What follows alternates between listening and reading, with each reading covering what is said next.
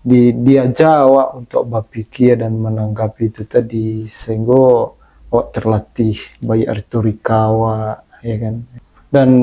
Dan itu adalah wajah Minang itu sendiri yang memang berorganisasi.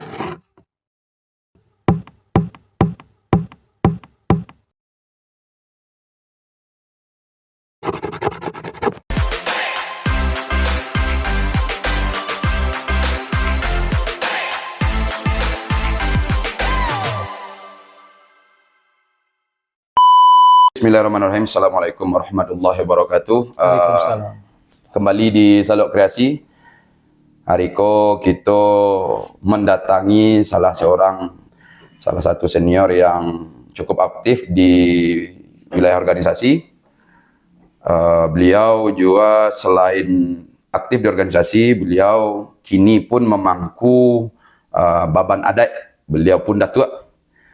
Beliau adalah Kakanda Ambo Devil Nesri, Datuk Bunsu. Selamat datang, Dah. Selamat datang.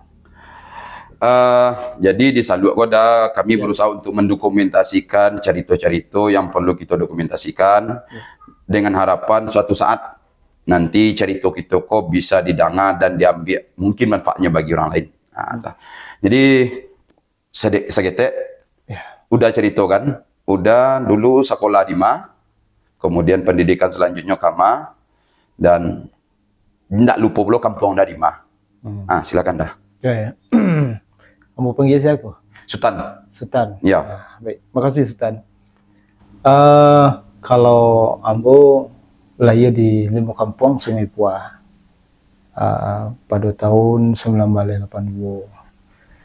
Kemudian Ambo sekolah SD di Limo Kampung. Ya. Kemudian Ambo sanawiyah, kebetulan di kampung ada sanawiyah. Ya.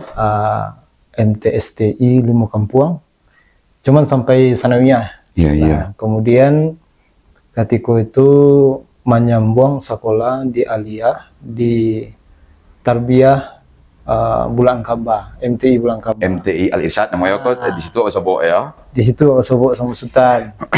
Jadi setelah Aliyah di Bulan Kaba, kemudian Ambo menyambung tarikh kuliah ke Stein Bukit Tinggi. Kalau dulu Stein namanya ya. Kalau kini di Gareje itu Win gini ya nah. Ya, kalau kini Win. Tapi kalau dulu Stein Bukit Tinggi alamatnya di Gareje. Iya. Itu tahun 2001 dan selesai di tahun 2006. Nah, kemudian di tahun 2008 Ambo coba untuk mengabdi di Nagari, menjadi perangkat Nagari Sungai Puah tahun 2008 sampai 2010.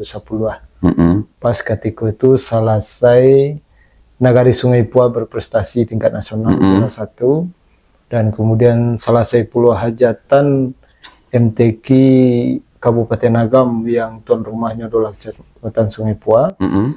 Nah, setelah itu Ambo kuliah balik. Nyambung S2. Belum. Alun-alun S2 oleh. Ya. Mambiak kuliah tarbiyah di State Ahlus Sunnah Bukit Tinggi. Selesai 2003 balik. Ya. Dan kemudian Ambo maja di beberapa tempat, ada di SMP, kemudian ada di MTI Limo Kampung. Nah, setelah itu Ambo mohonor di kantor KUA. Nah, selanjutnya sampai 2020 Ambo ulang balik kuliah. Nah, Ambo ulang balik kuliah, ambil jurusan hukum Islam. Ya. Ketika itu alun UIN nih. Ya. IAIN Bukit. Iya, betul. Nah, jadi selesai. Nah, alhamdulillah kalau kini untuk aktivitas harian Ambo itu di kantor KUA sebagai pengeluh. Berarti S1 lah sudah. 2 S1-nya. S1. CS2. Alhamdulillah. Ya kadang lain lo candu-candu sekolah aku kan. Kadang kebutuhan sekolah, kadang candu. Ya alhamdulillah kalau dapet ya candu nanya sekolah gitu. Ada beberapa hal yang menjadi poin di Ambo kenapa udah harus Ambo wawancarai. Disebabkan kalau dicari beberapa senior lain banyak. ada yang berhasil di bidang itu. Kalau udah bocah lihat salah satu senior ambo yang fokus juga ke bidang organisasi. Ya. Alhamdulillah udah dilatih atau berkembang di salah satu organisasi dan itu levelnya cukup bagus. Nah ya. Kenapa ambo menyampaikan gitu juga? Itu latar belakang ambo mewawancara Yuda atau podcast Yuda kini lah namanya. Supaya nanti adik-adik awak mendengar cerita kok. Karena banyak juga adik-adik awak kadang antinya malah organisasi-organisasi saya. Oke. Ada pertanyaan yang pertama yang kamu coba tanyakan, yang terfokus sekali, udah, yaitu seberapa pengaruh dalam kehidupan hari-harian, kemudian memilih berorganisasi, seberapa pengaruh dan kenapa udah memilih berorganisasi. Jadi, lingkungan udah membentuk, sehingga udah memilih berorganisasi. Misalnya memang ada ndak keluarga udah nan biasa berorganisasi lo seperti itu sebelumnya atau ndak gitu. Siapa pengaruh itu dah? Ya jujur saja kalau di pihak keluarga, kalau untuk masalah pendidikan mungkin ambo yang pertama sekali S1. Iya. Nah, artinya yang generasi sebelum ambo ndak pernah. Alun lagi ya? Alun kuliah. Tentu belum lah nyoba berorganisasi. Di kampung kan?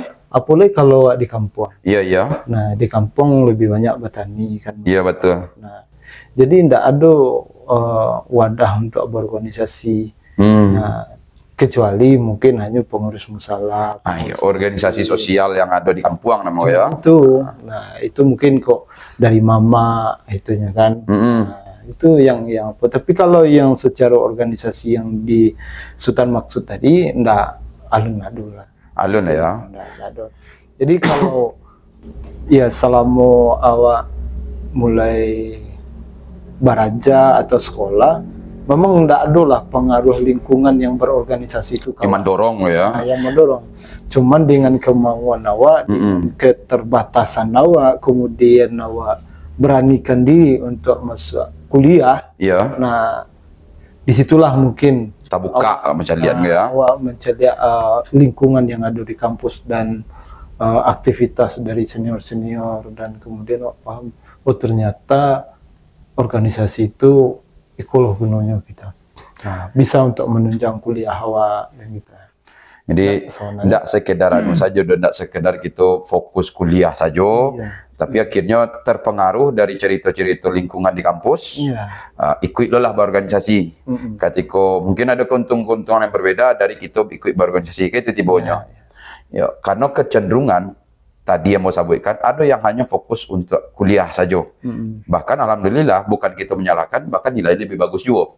Dan bahkan ada juga pemahaman ketika awak masuk organisasi, disebut juga orang aktivis dan cenderung ini jadi rendah nilai value akademiknya gitu kan. Kalau udah sendiri pengaruh ada nilai akademik udah? Ya, alhamdulillah selama kuliah enggak ada yang mempengaruhi. Justru itu menunjang akademik apa terasa. Mendorong jadinya ya. Sebab ketika menjadi apalah kan kalau di kuliah dosen bagi tugas, makalah, buat paper, kemudian awak presentasi, dan kemudian kalau awak tidak presentasi, mungkin awak yang menanggapi betul. Yang disampaikan oleh kawan-kawan sebagai pemakalah, dan itu sangat memberi dampak kepada awak bicara di mukunan rami, dan kemudian pikiran awak itu terstruktur untuk membaca dan kemudian mengkritisi. Itu yang sangat membantu awak gitu. Jadi tabalik gue dengan pendapat yang tadi bahwa kalau orang berorganisasi cenderung akan kanai prestasi akademiknya. Ternyata malah dia membuktikan tidak seperti itu mitosnya ya kan. Malah terbantu ya. Sangat terbantu awak. Bahkan ya bukan hanya di dalam forum perkuliahan saja, bahkan di luar ketika ada seminar nasional segala macam, itu kan sangat mempengaruhi juga karena awak lah dididik dengan selama kuat bersinggungan dengan organisasi. diajak awak untuk berpikir dan menanggapi itu tadi, sehingga awak terlatih baik retorika awak, ya kan. Ya memang malah jadi memang sabananya itu boleh dikaitkan mitos kan, bahwa itu kan pengaruh akademik. Jadi gitu, mungkin ada pertanyaan yang mau pertanyakan, salah muda di kuliah atau berorganisasi kah? Ya. Terutama organisasi lah dulu. Ada ndak satu momen yang ndak mungkin dah lupakan, yang memang kau yang ndak bisa dilupakan, nggak bisa jadi buat ceritanya bersifat lucu, negatif apa, positif terserah. Tapi ada ndak satu momen yang kau ndak bisa lupa di semua hidup. Ada ndak kejadian-kejadian model itu selama berorganisasi itu dulu waktu kuliah? Ya, kalau di pengalaman yang lucunya kan, Iya. ketika awak ketika lucu ndak serius pun bat. Ketika awak diamanahi jadi instruktur. Nah, jadi instruktur karena ambo mau ya. Ambo aktif dulu di HMI kan. Iya, iya betul. Dulu diamanahkan menjadi instruktur muda. Iya. Nah, jadi instruktur muda, kebetulan yang instruktur penuh. Iya. Kebetulan pemateri tidak datang. Nah, pemateri tidak datang. Kemudian dari panitia di luar izin masuk ke forum, diagih karate selembar. Waktu agar dimanfaatkan sampai selesai, pemateri tidak hadir. Nah, kalau pemateri instruktur muda, itu kan kapasitas wak tidak seperti pemateri lah. Iya betul. Tapi paling tidak katiku itu adalah momen yang satu sisi yang lucu, tapi di sisi lain itu butuh keseriusan. Serius, gua kok mantan materi gua mengganti. Mengganti materi gua. Mencoba belum pernah gua. Mencoba belum pernah sampai tuntas waktu habis gua. Dan kata panitia pemateri tidak bisa berhalangan hadir. Tolong tuntaskan ikut. Pokoknya waktu itu jangan terbuang. Materi masuk. Iya. Ba kondisi hari itu tuh lain dak pengalaman pertama nama itu. Iya. Lain dak gampo lokal mau diambil tadi Mas Imi. Gampo lokal enggak, cuman itulah. Tentu dengan pengalaman juga lah. Iya. Tentu kita buatlah dinamika di dalam forum macam dengan penugasan, dengan dialog dengan peserta itu yang akhirnya alhamdulillah dengan pengalaman itu menjadi menagih akhirnya seru lo di forum di mungkuh awak paling mungkuh lo seru lo senak awak lo nang gadang seorang. Jadi Kiko lanjut gitu ke satu. Tadi kita bicara karena selalu ada Minangnya dan kita bicara Minang gitu kan. Jadi salah satu yang ambo harus fokuskan,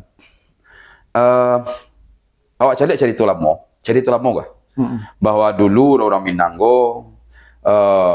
orang-orang dan sangat berpengaruh di bangsa awak lah, di negara awak ini dengan bangsa Indonesia kemudian jadi negara Indonesia sangat berpengaruh ada di situ tokoh-tokoh.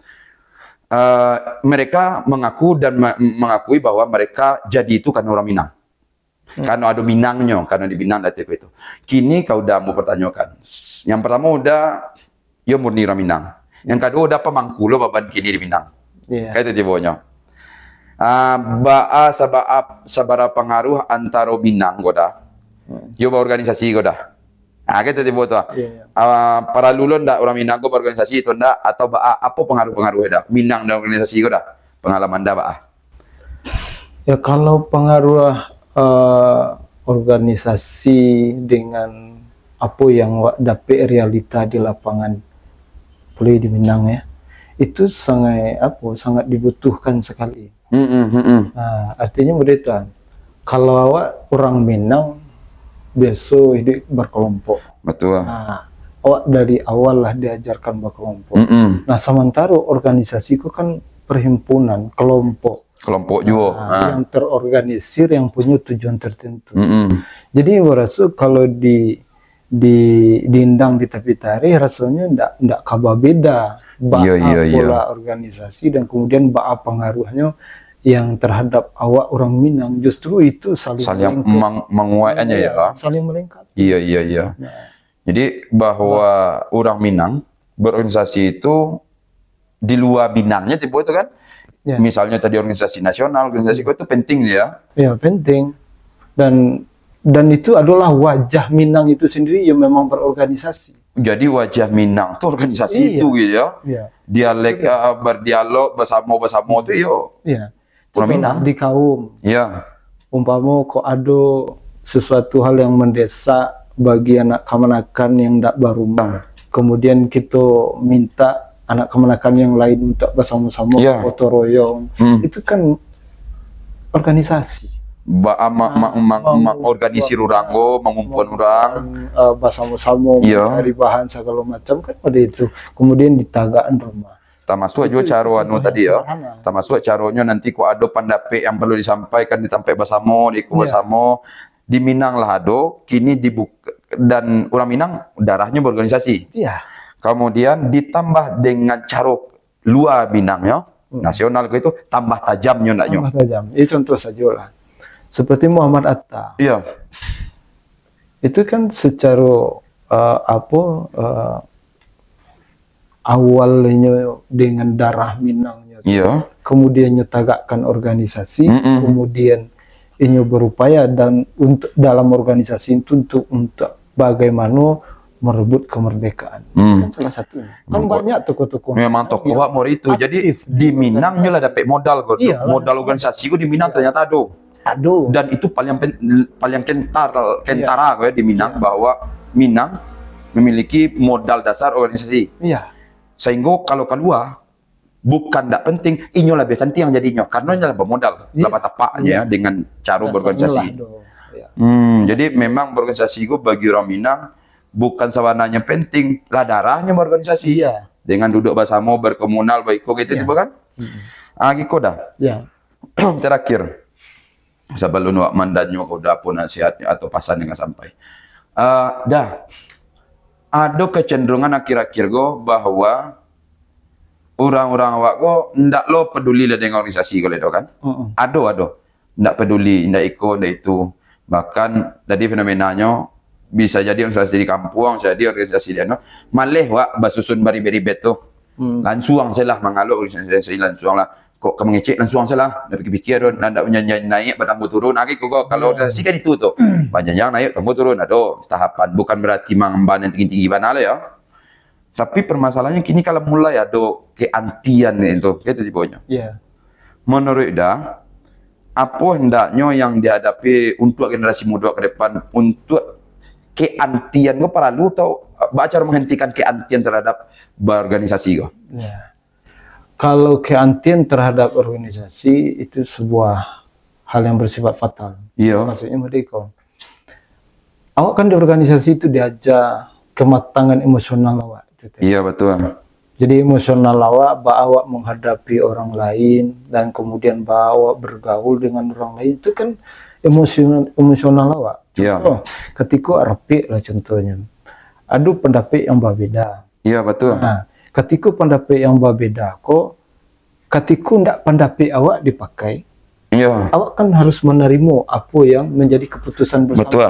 Nah, kalau orang yang tidak matang emosional, orang yang tidak biasa berorganisasi, ini kalau tidak dipakai pendapatnya, nah hatinya angin kompor ya, hatinya riki kan gitu. Agak apa mundur atau macam itu kan. Dalam artian kekurangan. Kalau nyo tidak melatih dirinya berorganisasi, apalagi di orang Minang, amuah boleh dikecat lah. Cacat segitu kondisi kebudayaannya yang memang dasarnya memang berorganisasi. Karena gitu, salah satu yang bocah lihat ke pendapat ambo dalam menerima pendapat orang di dalam Minang ada satu keunikan. Contohnya dalam sambang menyambah ketika orang beralek, bapak tahap petiti.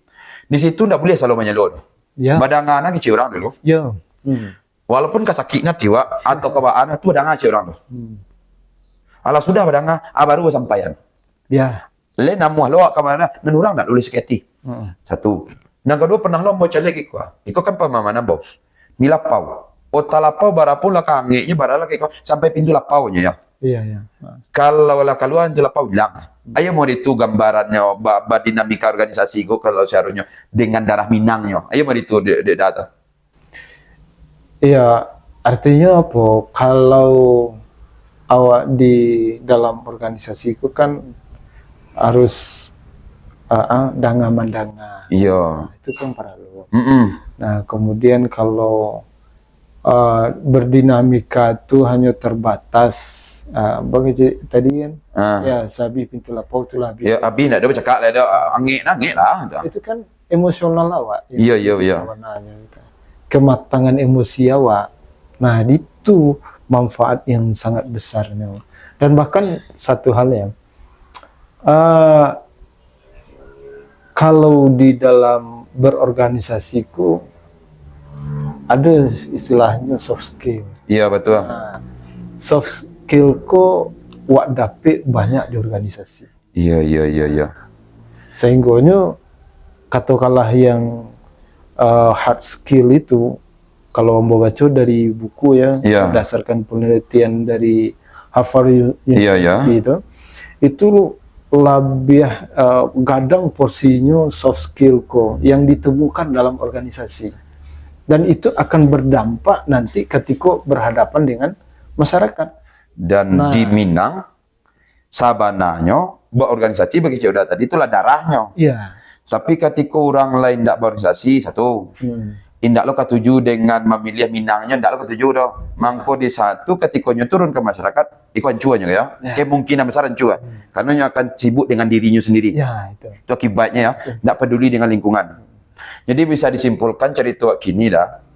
Mungkin Giko, boleh anda simpulkan dengan kalimat bahwa orang Minang darahnya berorganisasi, berdinamika, berdialektika. Kemudian orang Minang pun ketika nyoba organisasi keluar dari Minang, inyo pun lah mempunyai modal dasar yang kemudian iko tergantung denyo kama akan nyumputan modal iko.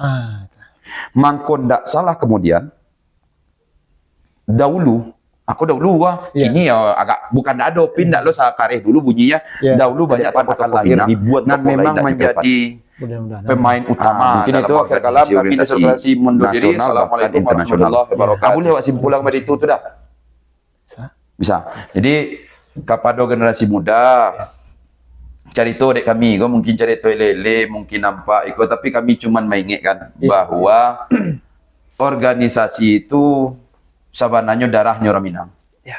Berorganisasilah setidak-tidak mulai dari rumah, kampung ketek, kaum, nagari, barajalah berdinamika,